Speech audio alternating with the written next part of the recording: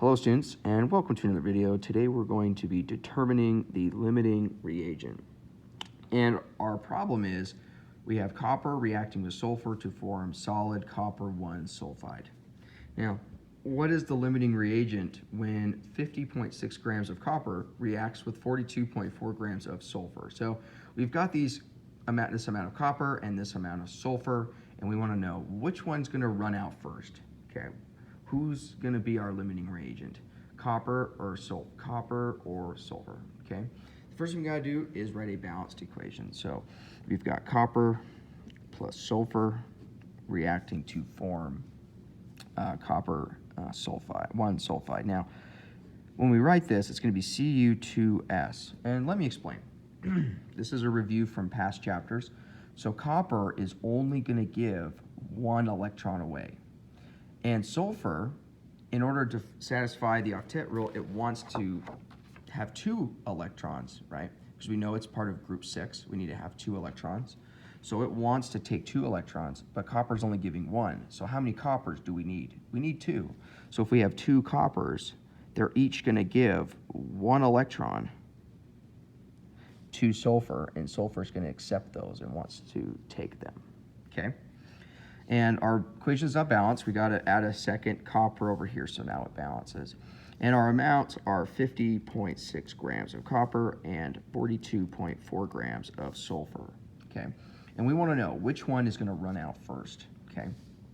So our moles of copper and sulfur, so what we're going to do first is we've got to convert both of these answers into moles so we can compare them because they're different masses. Copper is much bigger and heavier than sulfur is, okay? Let's write it out down here. So we have 50.6 grams of copper. We set up our picket fence, and we're going to have 42.4 grams of sulfur. Set up our picket fence. Now to find the molar mass for each of these so we can convert them, copper is 63.55 grams of Cu. That cancels per 1 mole of Cu. And sulfur is going to be 32.07.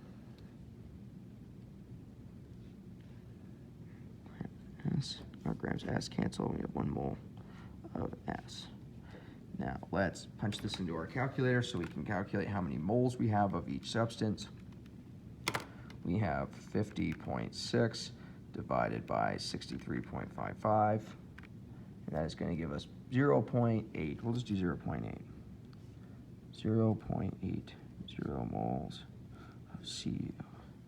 Okay, and the next one is 42.4 divided by 32.07.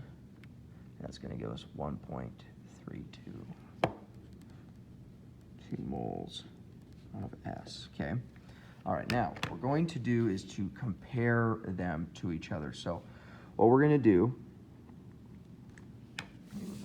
okay, is take one of these. It doesn't matter which one, we're just going to take one. Okay, so copper is the one I want to use. So let's do 0.80 moles of Cu.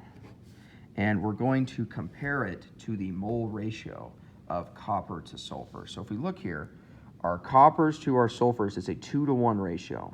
Okay, so we can write over here 2 moles of copper to 1 mole of sulfur, okay? And we can write that either way, all right?